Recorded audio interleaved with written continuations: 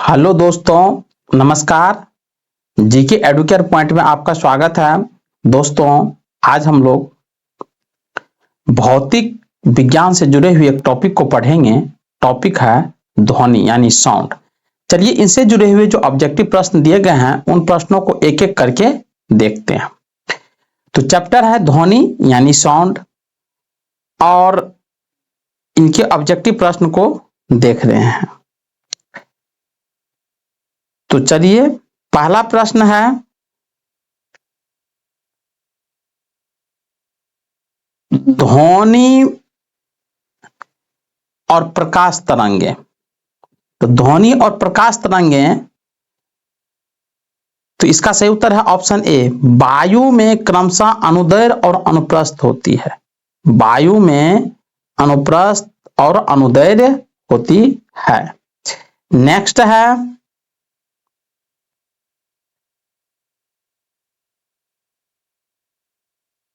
अगला प्रश्न है निम्न में से कौन सा कथन ध्वनि तरंगों के लिए सत्य है। तो दूसरा का जो सही उत्तर है वह है ऑप्शन सी, यानी 0 डिग्री सेंटीग्रेड पर इनकी चाल 332 मीटर पर सेकेंड होती है। नेक्स्ट है अश्रव्य तरंगों की आवृत्ति होती है। तो 3 का सही उत्तर है ऑप्शन ए, 20 हर्ट्ज से कम। नेक्स्ट है प्रासरव तरंगे वे ध्वनि तरंगे हैं जिनकी आवृत्ति होती है। तो जिनकी आवृत्ति होती है, 4 का सही उत्तर ऑप्शन सी, 20,000 हर्ट्ज से अधिक, यानी 20,000 kHz से अधिक। नेक्स्ट है प्रासरव तरंगे मनुष्य द्वारा, तो 5 का सही उत्तर है ऑप्शन बी, नहीं सुनी जा सकती। यानी प्रासरव तरंगे जो है वो मनुष्य के द्वारा सुनी नहीं जा सकती है। नेक्स्ट है प्रासरव तरंगे को सबसे पहले किसने सीटी बजाकर उत्पन्न किया था। तो 6 का सही उत्तर है ऑप्शन बी, गाल्टन ने प्रासरव तरंगों को सीटी बजाकर उत्पन्न किया था। चलिए, नेक्स्ट प्रश्न है शिकार परभक्षियों या बाधाओं का पता लगाने के लिए चमगादड़ अथवा डॉल्फिन किस परिघटना का प्रयोग करते हैं। तो 7 का सही उत्तर है ऑप्शन डी, प्रतिध्वनि का निर्धारण। नेक्स्ट है कीड़ों तथा हानि पहुंचाने वाले तत्वों को घरों से दूर भगाने के लिए प्रयोग में लाया जाता है। तो 8 का सही उत्तर है ऑप्शन ए, अल्ट्रासोनिक तरंगे। नेक्स्ट है ध्वनि का तारत्व पिच किस पर निर्भर करता है। तो 9 का सही उत्तर है ऑप्शन ए, आवृत्ति पर। नेक्स्ट है विमानों के आंतरिक भागों की सफाई में किसका उपयोग किया जाता है। तो 10 का सही उत्तर है ऑप्शन ए, परासरव तरंगों का। नेक्स्ट है किसी औसत वयस्क व्यक्ति के लिए ध्वनि का श्रव्य सीमा कितनी है। तो 11 का सही उत्तर है ऑप्शन सी, 20,000 हर्ट्ज से लेकर 20,000 हर्ट्ज तक। नेक्स्ट है ध्वनि की आवृत्ति V1 तरंगदैर्घ्य को लैम्डा और चाल V के बीच क्या संबंध है। तो 12 का सही उत्तर है ऑप्शन ए, V बराबर लैम्डा V। नेक्स्ट है चंद्रमा पर धरातल से दूर विस्फोट सुनाई नहीं पड़ता। तो 13 का सही उत्तर है ऑप्शन ए, वायुमंडल की अनुपस्थिति के कारण। नेक्स्ट है चमगादड़ अंधेरे में उड़ सकती है क्योंकि चमगादड़ अंधेरे में उड़ सकती है क्योंकि, तो 14 का जो सही उत्तर है वह है ऑप्शन सी, वे अति तीव्र तरंगे पैदा करती है जो उसका नियंत्रण करती है। नेक्स्ट है कथन ए है कि चमगादड़ रात्रि में किसी वस्तु से बिना टकराए हुए उड़ता है। कारण में दिया है चमगादड़ों से इंफ्रासोनिक तरंगे निकलती है। तो इसका जो सही उत्तर है वह है ऑप्शन 15 का सी, ए सही है परंतु आर गलत है। नेक्स्ट है वायु में ध्वनि की चाल 300 20 मीटर प्रति सेकेंड होती है। यदि दाब बढ़ाकर दोगुना कर दिया जाए तो ध्वनि की चाल होगी। तो 16 का सही उत्तर है ऑप्शन बी 332 मीटर पर सेकेंड। नेक्स्ट है निम्न दर्बों में से ध्वनि सबसे तेज यात्रा करती है। तो 17 का सही उत्तर है ऑप्शन ए स्टील में। नेक्स्ट है बादलों की बिजली की चमक के काफी समय बाद बादलों की गर्जन सुनाई देती है, इसका कारण है। तो 18 का सही उत्तर है ऑप्शन डी प्रकाश की चाल ध्वनि की चाल से बहुत अधिक है। नेक्स्ट है वायु में ध्वनि का वेग लगभग, तो 19 का सही उत्तर है ऑप्शन ए 330 मीटर पर सेकेंड है। नेक्स्ट है किस माध्यम में ध्वनि सबसे तेज चलती है। तो किस माध्यम में ध्वनि सबसे तेज चलती है, तो 20 का सही उत्तर है ऑप्शन ए ठोस। नेक्स्ट है ध्वनि का वेग भिन्न भिन्न माध्यमों में, तो 21 का सही उत्तर है ऑप्शन बी भिन्न भिन्न होता है और ठोस में सबसे अधिक होता है। नेक्स्ट निम्न में से किस पदार्थ में ध्वनि की गति सबसे अधिक होती है, तो 22 का जो सही उत्तर है वह है ऑप्शन बी एल्युमिनियम में। नेक्स्ट है निम्न में से कौन सा एक कथन सही नहीं है, तो 23 का सही उत्तर है ऑप्शन सी आर्द्रता के बढ़ने पर वायु में ध्वनि का वेग कम हो जाता है। नेक्स्ट है वायु में ध्वनि का वेग, तो 24 का सही उत्तर है ऑप्शन डी तापमान के घटने से घटता है। नेक्स्ट है रेलगाड़ी के इंजन से निकली भाप पहले दिखाई पड़ती है और सीटी बाद में सुनाई पड़ती है। प्रकाश तरंगों की चाल की तुलना में ध्वनि तरंगों की चाल बहुत कम होती है। तो 25 का सही उत्तर है ऑप्शन ए तथा आर दोनों सही है और आर ए की सही व्याख्या है।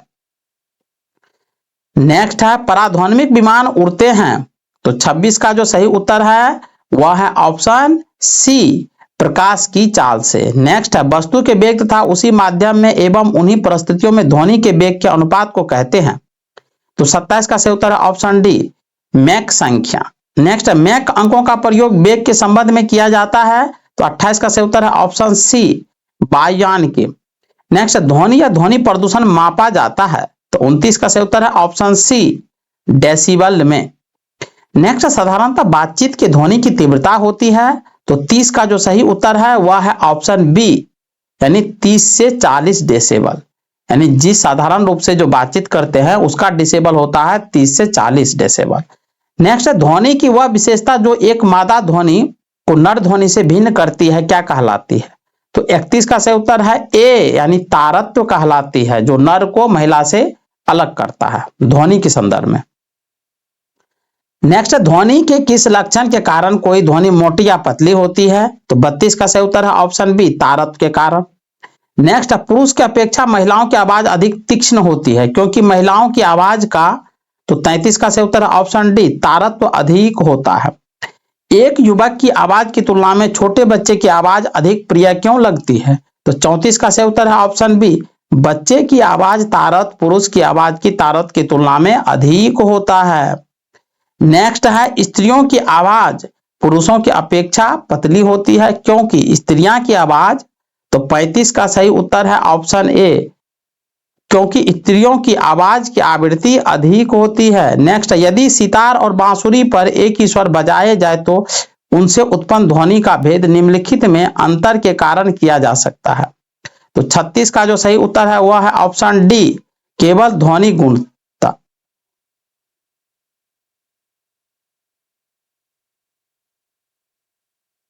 नेक्स्ट है निम्नलिखित में से कौन सा एक वायु में ध्वनि तरंगे द्वारा उत्पादित नहीं होता है, तो 37 का सही उत्तर है ऑप्शन ए ध्रुवन। नेक्स्ट है ध्वनि तीव्रता की डिसेबल में वह अधिकतम सीमा जिसके ऊपर व्यक्ति सुन नहीं सकता, तो 38 का जो सही उत्तर है वह है ऑप्शन डी यानी 95 डेसिबल। नेक्स्ट निम्न में से किसके द्वारा सबसे अधिक ध्वनि प्रदूषण होता है, तो 39 का सही उत्तर है ऑप्शन डी हवाई जहाज की उड़ान भरना, यानी प्रदूषण तो मोटर गाड़ी से भी होता है, पॉप म्यूजिक से भी होता है, रेलवे इंजन से भी होता है, लेकिन इस संदर्भ में आप जब देखेंगे तो हवाई जहाज से जो उड़ान भरना होता है उससे ज्यादा होता है। नेक्स्ट नजदीक आती रेलगाड़ी की सीटी की आवाज बढ़ती जाती है जबकि दूर जाने पर रेलगाड़ी के लिए यह घटती जाती है, यह घटना उदाहरण है, तो 40 का सही उत्तर है ऑप्शन सी डॉपलर प्रभाव का। नेक्स्ट, एक आंतरिक यात्री अपने सहपाठी को चंद्रमा की सतह पर सुन नहीं सकता, क्योंकि। तो 41 का जो सही उत्तर है वह है ऑप्शन सी, क्योंकि ध्वनि प्रचलित करने का माध्यम नहीं होता है। नेक्स्ट है, कौन सी प्रक्रिया प्रकाश और ध्वनि दोनों में घटित नहीं होती है, घटित नहीं होते। तो 42 का जो सही उत्तर है वह है ऑप्शन सी, ध्रुवण। नेक्स्ट है, चिल्लाते समय व्यक्ति हमेशा हथेली को मुंह के समीप रखते हैं, क्योंकि। तो 43 का जो सही उत्तर है वह है ऑप्शन ए, उस स्थिति में ध्वनि ऊर्जा सिर्फ एक दिशा में इंगित होती है। नेक्स्ट, डिसेबल का प्रयोग निम्नलिखित में से किसके मापन के लिए किया जाता है। तो 44 का जो सही उत्तर है वह है ऑप्शन सी, ध्वनि की तीव्रता के लिए। नेक्स्ट, प्रतिध्वनि का कारण है। तो 45 का सही उत्तर है ऑप्शन ए, ध्वनि का परावर्तन। नेक्स्ट, स्पष्ट प्रतिध्वनि सुनने के लिए परावर्तक तल व ध्वनि स्रोत के बीच न्यूनतम दूरी होनी चाहिए। तो 46 का सही उत्तर है ऑप्शन बी, 17 मीटर। नेक्स्ट है, राडार की कार्यप्रणाली निम्न सिद्धांत पर आधारित होती है। तो 47 का सही उत्तर है ऑप्शन बी, रेडियो तरंगों का परावर्तन। नेक्स्ट है, किसी प्रतिध्वनि को सुनने के लिए मूल आवाज का प्रतिध्वनि के बीच का समय अंतराल क्या होना चाहिए।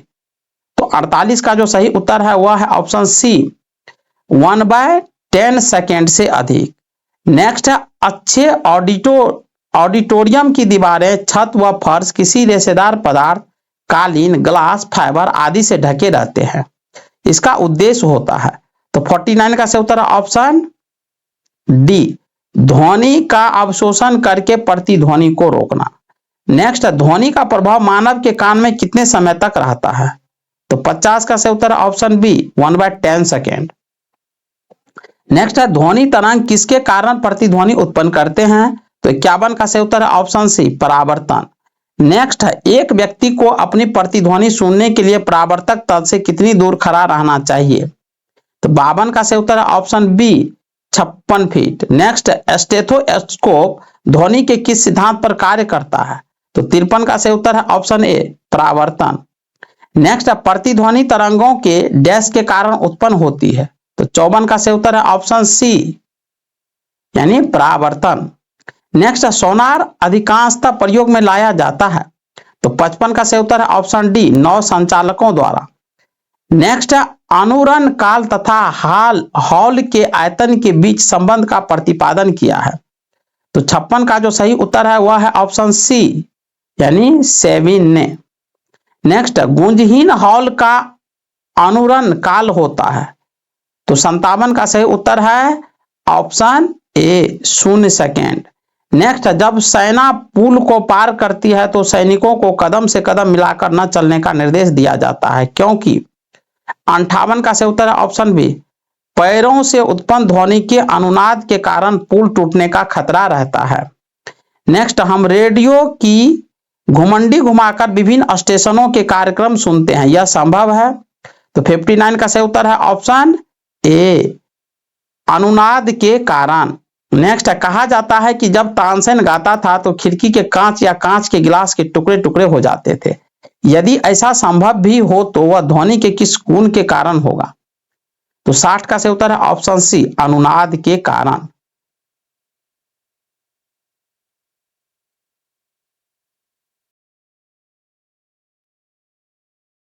चलिए क्वेश्चन नंबर देखते हैं 61।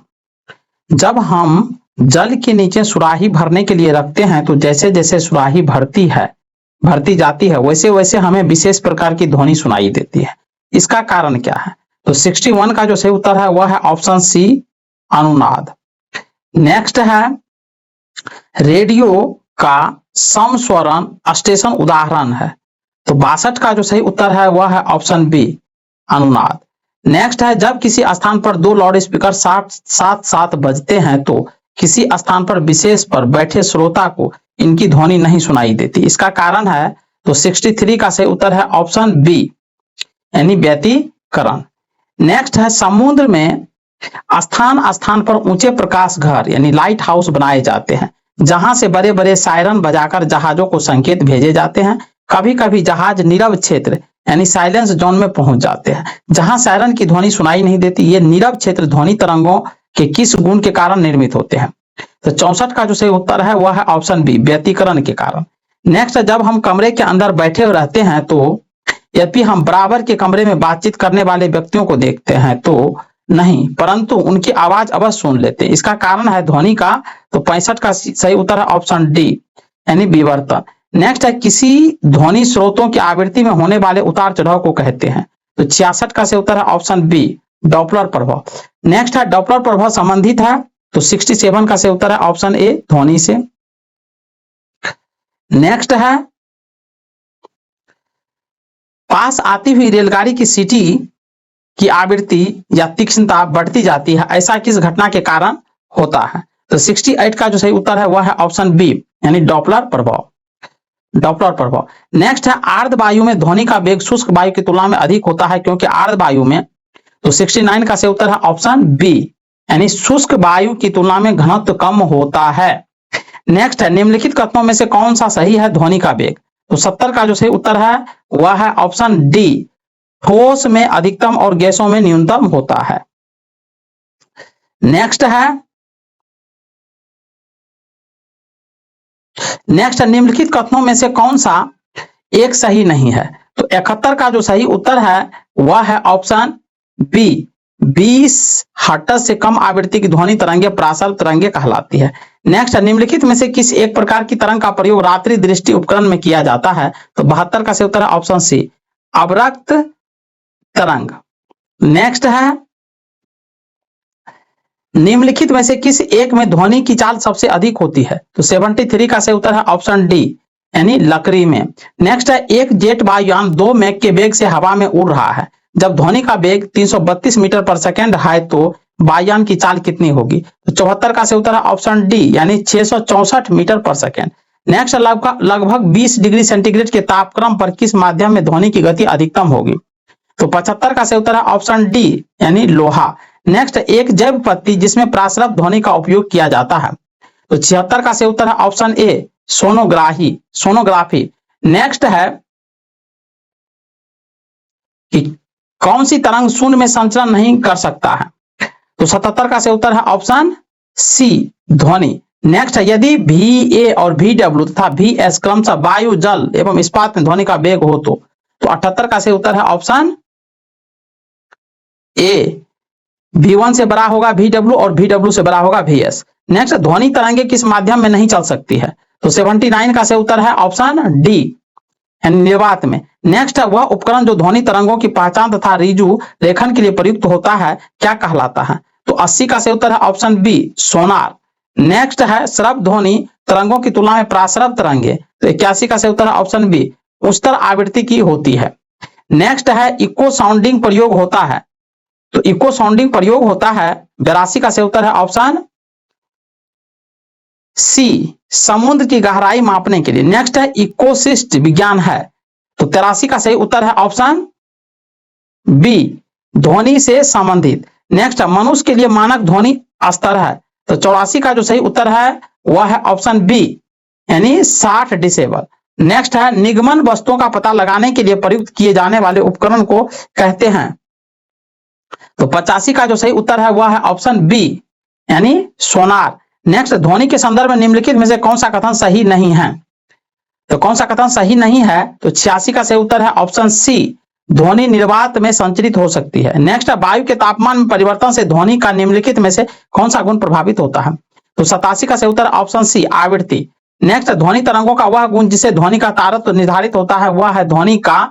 88 का सही उत्तर है ऑप्शन ए, आवृत्ति। नेक्स्ट, निम्नलिखित में से कौन सा एक कथन ध्वनि के बारे में सही नहीं है? तो 89 का सही उत्तर है ऑप्शन सी, ध्वनि तरंग अनुप्रस्थ तरंग है। नेक्स्ट है, ध्वनि तरंगों के प्रगमन के संबंध में निम्नलिखित में से कौन सा कथन सही नहीं है? 90 का सही उत्तर है ऑप्शन डी, ध्वनि तरंगे निर्वात से होकर गुजर सकती है।